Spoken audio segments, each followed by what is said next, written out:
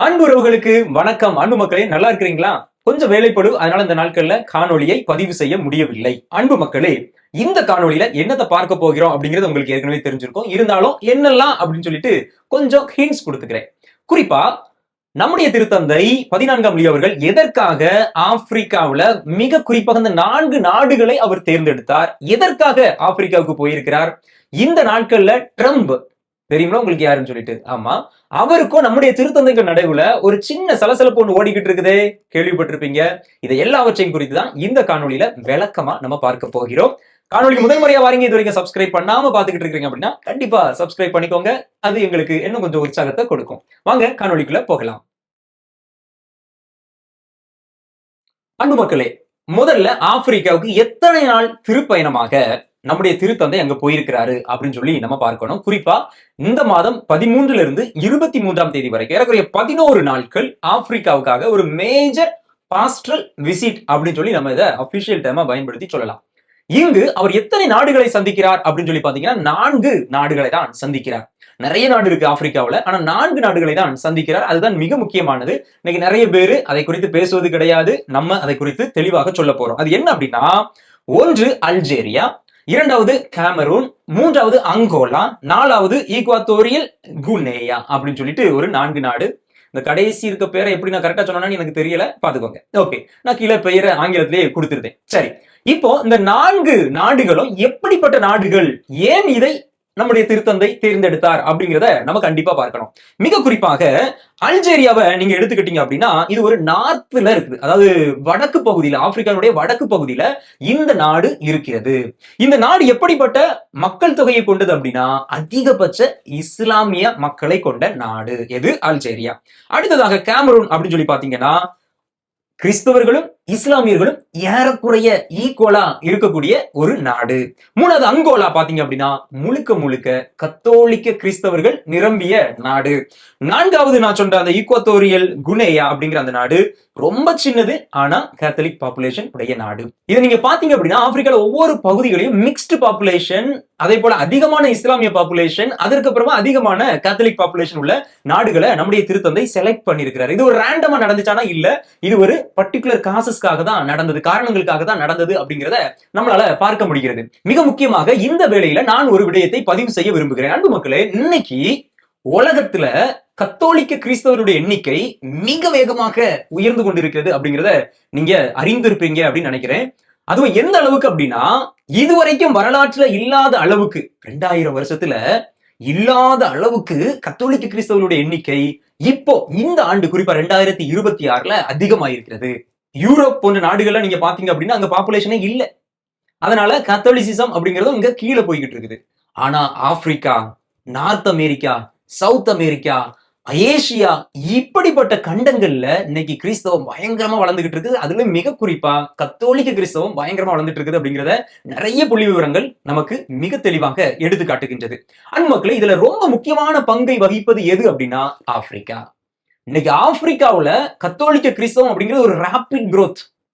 கிறிஸ்தவம் முழுக்க வளர்கிறது. நிறைய ப்ராட்டஸ்டன்ட் சர்ச்சஸ் வளர்ந்துகிட்டு இருக்குது, இல்லைன்னு சொல்லல. ஆனா கத்தோலிசிசம் அப்படிங்கிறது ஆப்பிரிக்கால ரொம்ப அதிகமாக வளர்ந்து கொண்டு இருக்கிறது. எந்த அளவுக்கு அப்படின்னா, நீங்க இப்போ யூரோப்ல நீங்க பார்த்தா கூட, இங்க ரோமையா இருக்கலாம், பிரான்ஸா இருக்கலாம், ஜெர்மனியா இருக்கலாம், எங்க திரும்பினாலும் ஆப்பிரிக்கன் பிரீஸ்ட், ஆப்பிரிக்கால இருந்து வரக்கூடிய குருவானவர்களை நிறைய நீங்க பார்க்கலாம்.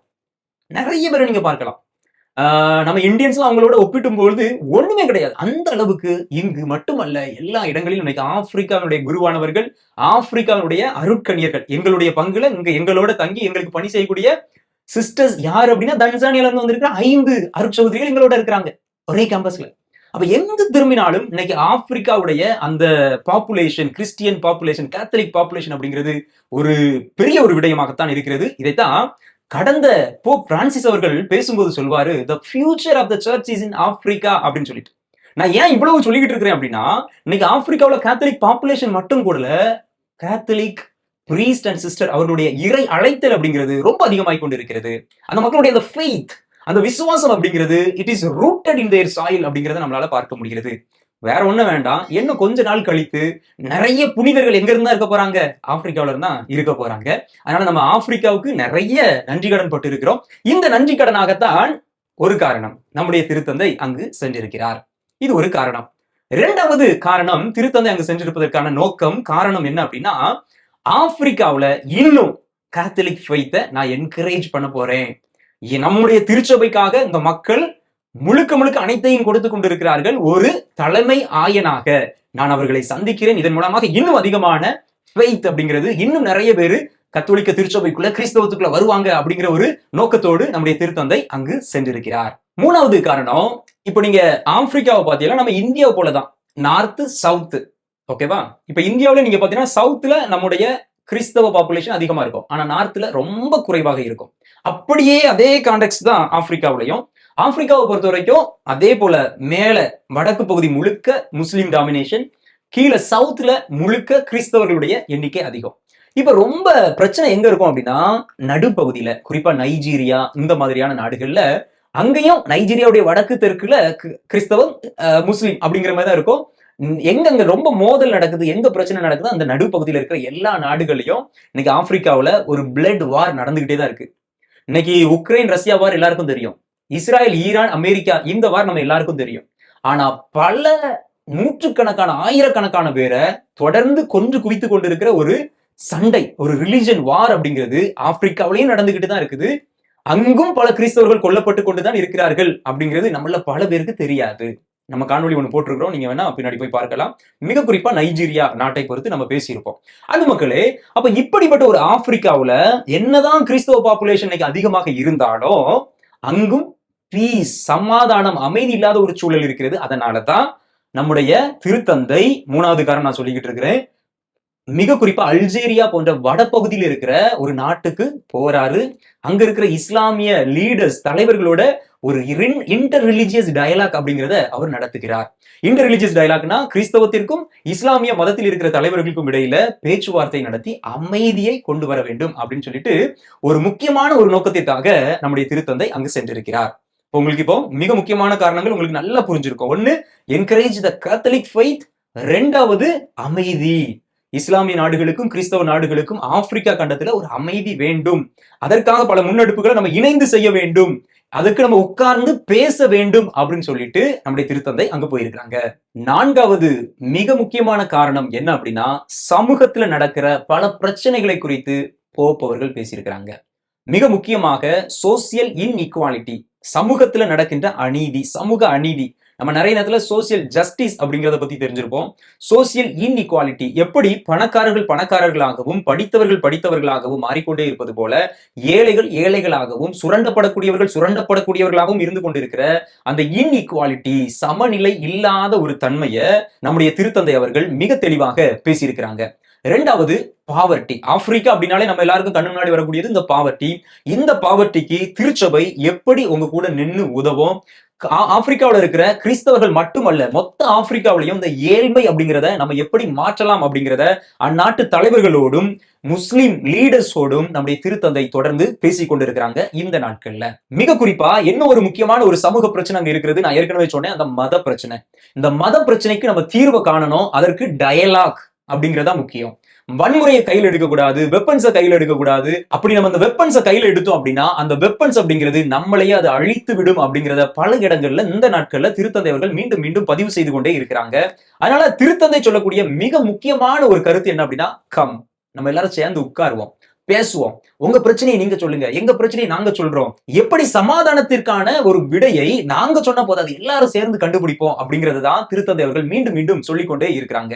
அப்ப நீங்க நல்லா பாத்தீங்க அப்படின்னா அன்பு மக்களே, நம்முடைய கத்தோலிக்க திருவையினுடைய ஃபெய்த்தை என்கரேஜ் பண்றதுக்காக திருத்தந்தை அவர்கள் போயிருக்கிறாங்க. ரெண்டாவது, ஒரு இன்டர் ரிலீஜியஸ் டயலாக் மூலமா இஸ்லாமிய நாடுகளோடு ஒரு நல்ல சமூக உறவோடு மதத்தை பின்னால தூக்கி போட்டு மனிதத்தை முன்னிறுத்தி நம்ம எல்லோரும் வாழணும். மூன்றாவது, சமூகத்தில் நடக்கின்ற பிரச்சனைகள். அப்ப தொடர்ந்து நீங்க பாத்தீங்க அப்படின்னா நம்ம திருத்தந்தையுடைய உரைகள்ல அவருடைய செயல்பாடுகள்ல ஃபெய்த் இருக்குது, மிஷன் இருக்கிறது, பீஸ் இருக்கிறது, யூனிட்டி ஒற்றுமை இருக்கிறது அப்படின்னு நம்மளால பார்க்க முடிகிறது. அப்ப இதெல்லாம் நடந்து கொண்டிருக்கிறது. இந்த வேளையில தான் நம்முடைய மெயின் ஆளு யாரு, ட்ரம்ப் உள்ள புகுந்து போப்ப விமர்சிக்கிறாரு.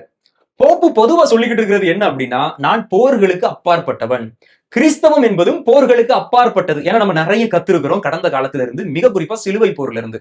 உங்களுக்கு அந்த வரலாறு எல்லாம் படிச்சிருந்தா நல்லா தெரிஞ்சிருக்கும். நம்மளும் அங்கங்க நிறைய நேரத்துல இதை குறித்து பேசி இருக்கிறோம். அப்போ இப்படிப்பட்ட நம்முடைய கத்தோலிக்க திருவை நிறைய கடந்த காலத்துல கற்றுக்கொண்டதன் பிறகு போப் ரொம்ப தெளிவா சொல்கிறார், உங்களுடைய அரசியல் காரணங்களுக்காக நீங்க சண்டை போடுவத மதத்தோடு ஒப்பிட்டு, அது கிறிஸ்தவமா இருந்தாலும் சரி, இஸ்லாமியர்களாக இருந்தாலும் சரி. ஏன்னா இஸ்லாமியர்கள் தொடர்ந்து நாங்க செய்யறது புனித போர் என்று அறிவித்தவர்கள் செய்து கொண்டிருக்கிறார்கள். இந்த பர்டிகுலர் போரை மட்டும் நான் சொல்லல, பொதுவா சொல்றேன். அதே போல இன்னைக்கு கிறிஸ்தவம் அமெரிக்கா போன்ற நாடுகள் பைபிள்ல இதெல்லாம் சொல்லப்பட்டிருக்கிறது, அதனால இதெல்லாம் நடக்கும் அப்படின்னு சொல்லிட்டு நம்ம ட்ரம்ப் அவரும் பண்ணிக்கிட்டு இருக்கிறாரு. அவ 2 பேரும் செய்வதும் தவறுதான் அப்படிங்கிறது தான் நம்முடைய திருத்தந்தை மிக தெளிவாக சொல்லிக்கிட்டே இருக்கிறாரு. இந்த நேரத்துலதான் ஒரு ஆளுக்கு என்ன பண்ணிட்டு அது குத்திட்டு குடஞ்சிடுச்சு. அதனால உடனே போப்புக்கு எதிரா நம்ம ட்ரம்ப் பேசுறாரு. அதன் பிறகு என்னென்ன நடந்தது அப்படிங்கிறது உங்களுக்கு நன்றாக தெரியும் அப்படின்னு நம்புறேன்.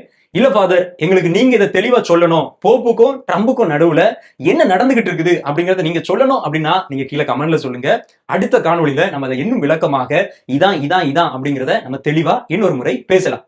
அன்பு மக்களே, இதுதான் நான் உங்களோட இந்த நாள்ல பேசணும் அப்படின்னு ஆசைப்பட்டுட்டு இருந்தேன். தேர்தல் வருது, நல்ல நபர்களை தேர்ந்தெடுங்க.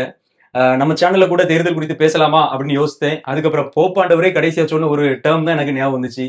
ஐ am not a politician, I am a faith leader. விசுவாசத்திற்கான ஒரு தலைவன்.